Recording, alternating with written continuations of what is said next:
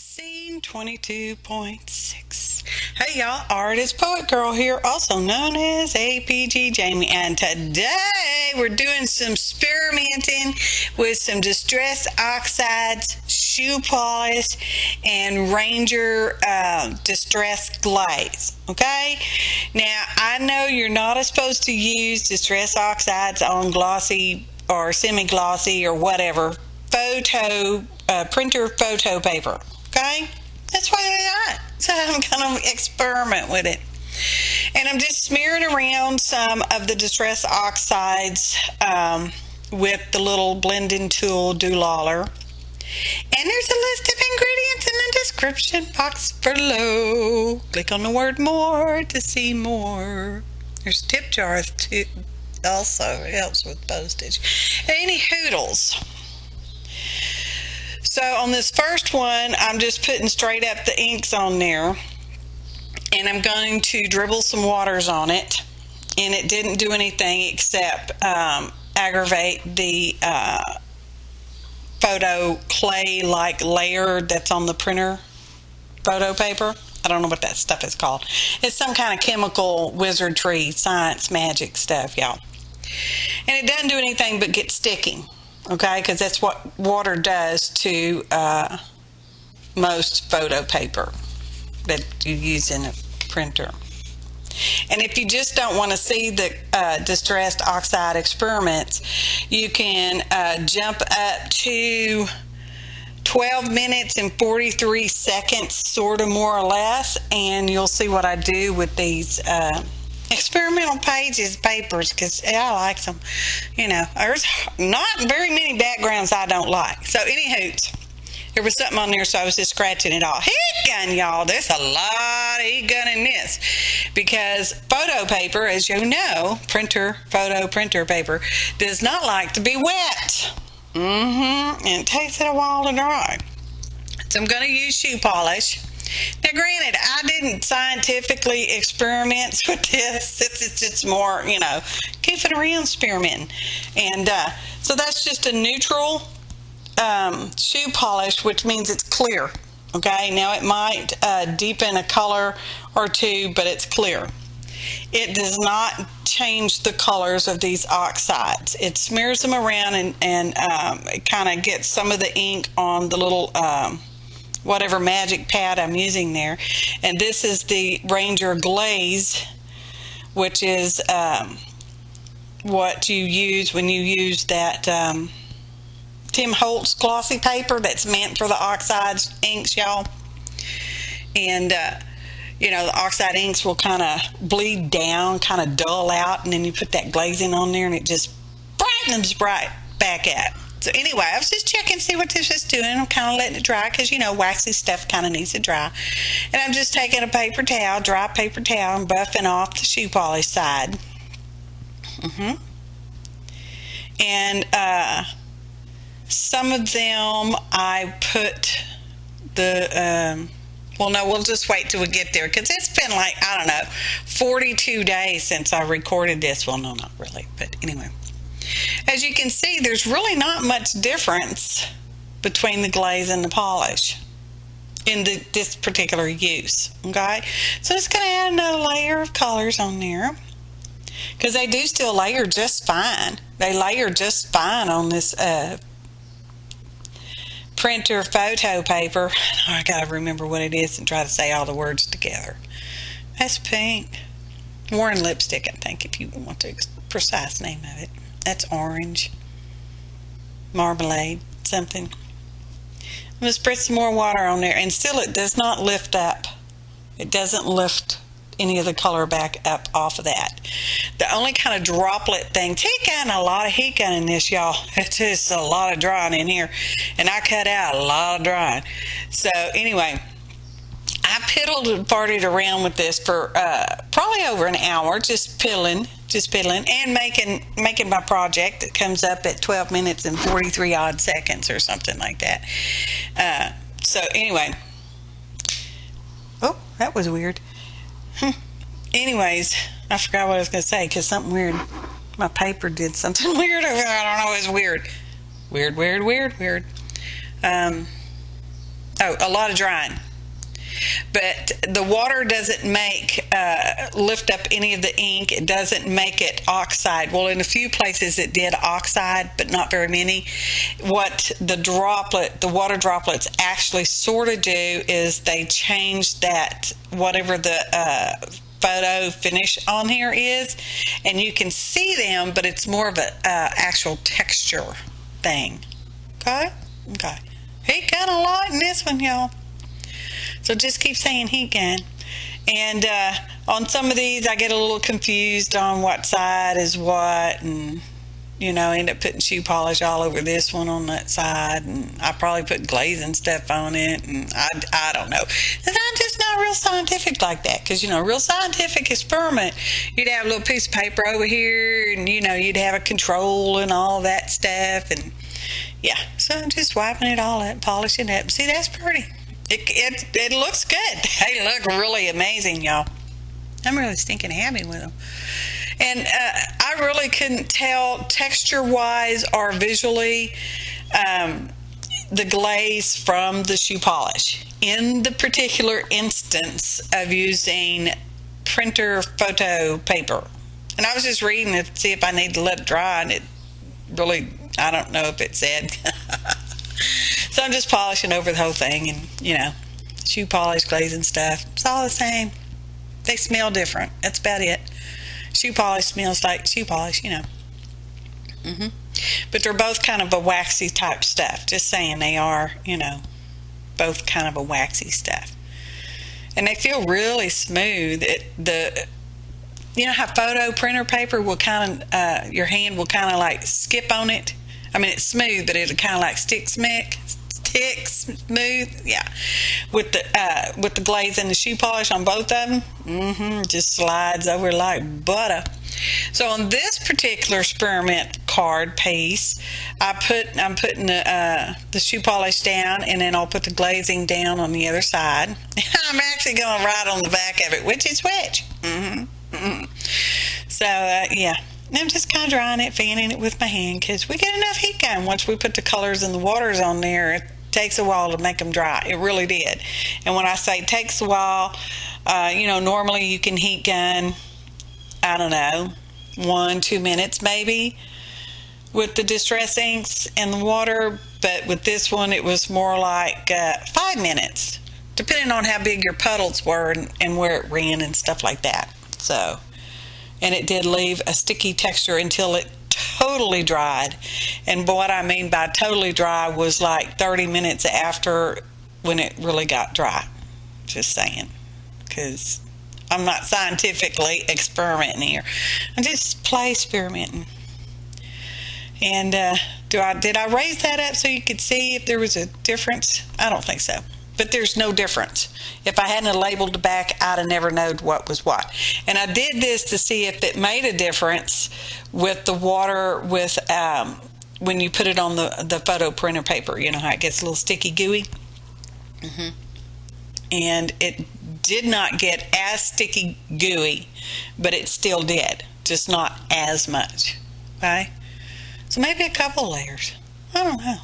I love how these little things come out. This is one full printer photo paper that I cut into quarters. Okay, it's like heat gun. I can say it all day. Heat gun, y'all. And some of my color choices may not have been the wisest, but I love them in the end, and that's all that matters. So I'm fanning it to cool it off, because it gets a little hot. And I'm still doing the water thing on this one, because I want to see if it lifts up any of the oxide or oxides any of the stuff.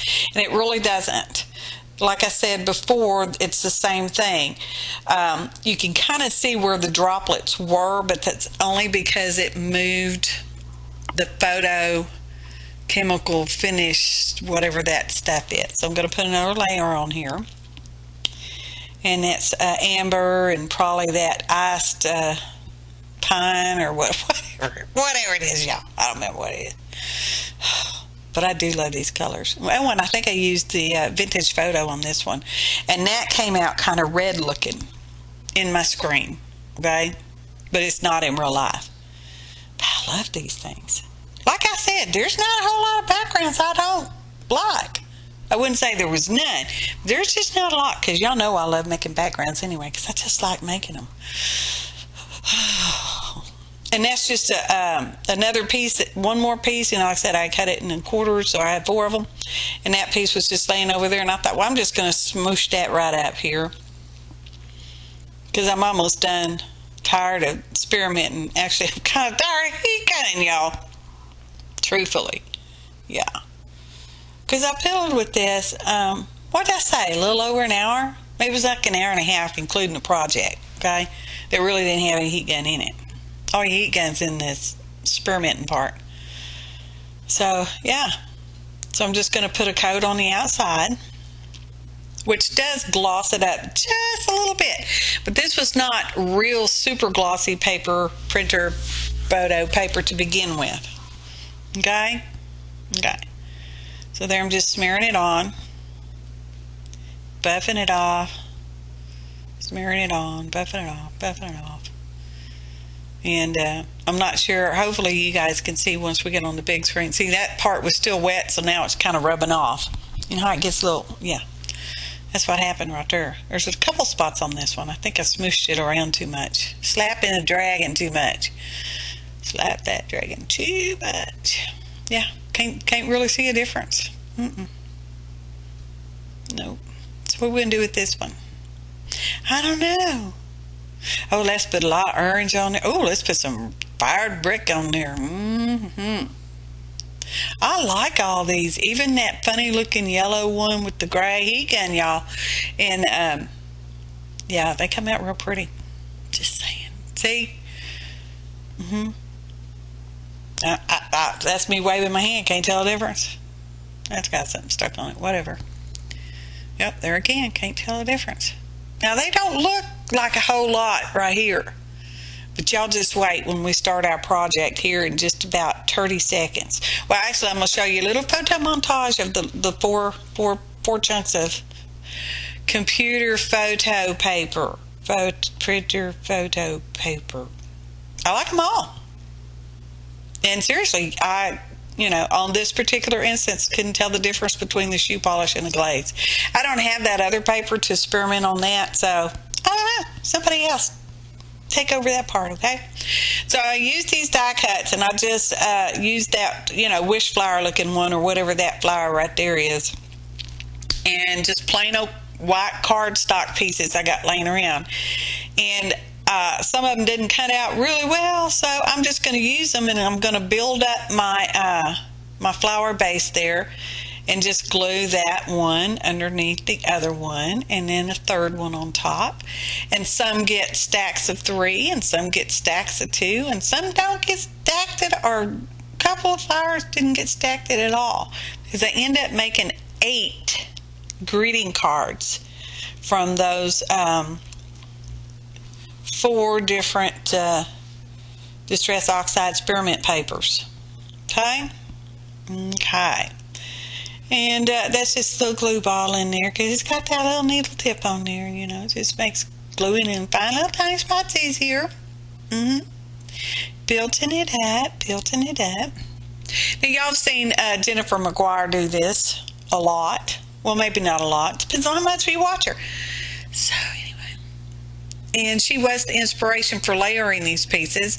And I did think about totally, now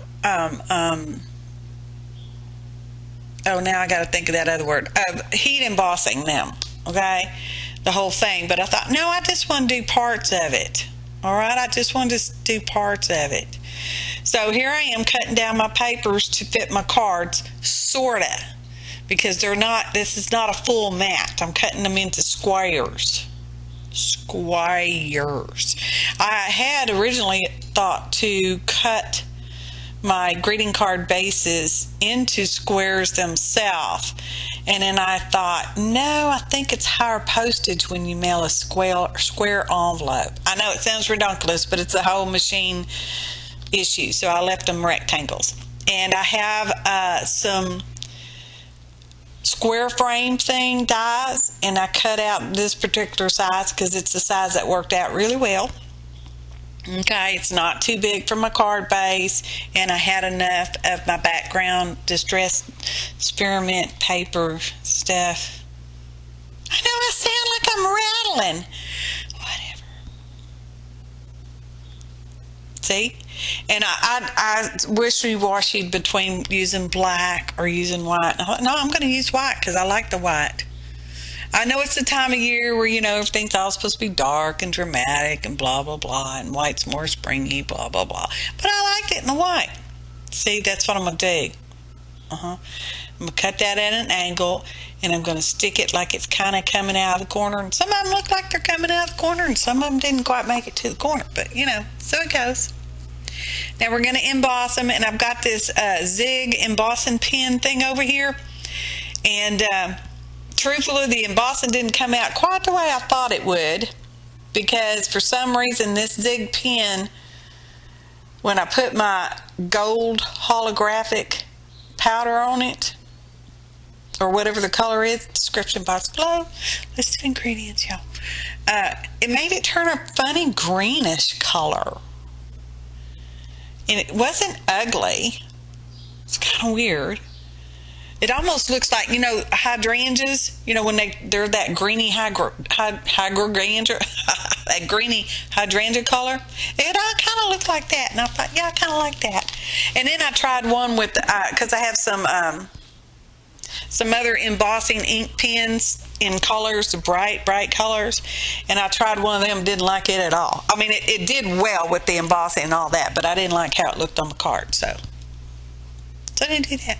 Heck, y'all, that melt that embossing powder. And I don't know, I hopefully don't show you all 8 of them, because that would just be so redundant, wouldn't it? I know it would. So we're just going to heat this one up, and I'm holding it with my little tweezers right there so it doesn't go flying around. On my little tiny screen, I can't hardly see the color of it. And I thought, well, my graphic gold is not showing up so well, so I'm just going to do a little more, and I'm going to use the fatter end of the pen, because this particular pen has a bigger end and a skinnier end. I guess one's a bullet point and the other one's a fine point. I don't know. Here's that powder. As you can see, it looks kind of yellowy, because it's gold holographic. I think it's a holograph. Description box, people. Description box. Oh, I love these little backgrounds. I might do them again. Only next time, I'm not even going to piddle with the water, because that was just way too much heat gun for me, y'all. And I like the heat gun. Because now we got some more heat gun. Melting that embossing powder. Melting even. Oh, goodness. So let's see, what do we do? Just keep melting. Showing you kind of a close-up so you can kind of see that funny little weird green color. It's a funny little weird green color. So there we go. Yep. Let's put some glute on the back of it. Glute the back. I might show you embossing more than one, but I don't show you all 8, because that's just crazy. And I'm pretty sure I only showed you the one layering, because it's the same thing. And you can do this with any shapes you want, and that just kind of builds up your shapes. Because I was using thinlets, and you can't cut too thick a paper with the thinlets. It doesn't even like to cut heavy cardstock. Mostly, sort of. And yeah, I only did one layer on the frame, and now I'm just putting a little weight on there to hold it down, just because it didn't want to stick down real well, but it did stick just with the little weight sitting on there. And then we're just going to emboss one more, but we're going faster. This video is slightly over 22 minutes. We might as well just call it 22 minutes, y'all. Because we went from like over an hour and a half, maybe. I don't know. I forgot. And this one I'm making come from the other corner. And so that's my card base, and I'm just going to use some ATG. And this is a permanent tape in this one. And I'm going to slightly offset that. Like that, just like that. And we're just going to do another one in case you didn't get me taping that first one and sticking it down. There we go. And this is my sentiment. They're all actually getting a sentiment on the inside. You could just as easily put this on the outside, and you can decorate the outside any ways you like. But I love the simplicity of these, okay? And my inside sentiment is thinking of you, nice and simple. And that's the only thinking of you stamp I have. You would think out of all the crap loads of stamps I have that I would have, like, 2 thinking of yous. So there we go. Lucky for me, I have flower in it. So now I'm going to stamp, my purple door and the year, because I stamped the year on the back of them. And now I have an APGJamie stamp, so I'm going to stamp that on there somewhere too. That date didn't come out real good, but that's okay, because these are handmades and they're not perfect. They sure are pretty. I sure like them. I do. Oh, I want to show you how to stamp more than one door in case you need to know how to stamp more than one door. That date come out pretty good. There's my APG. Look at the photo montage. They're pretty. And they're actually really prettier in person. Real life person. Anyway, I'll probably put them in a mixed pack and sell them over the holidays or stocking stuffers, probably. Or birthday presents, or just because I'm thinking of you cards, because that's what they are. And I'm thinking about y'all. Thanks so much for your valuable time. It's really important to me. Your kind comments, your likes, your shares, your subscriptions if you've not already done so. Thanks for watching, and happy arting, y'all.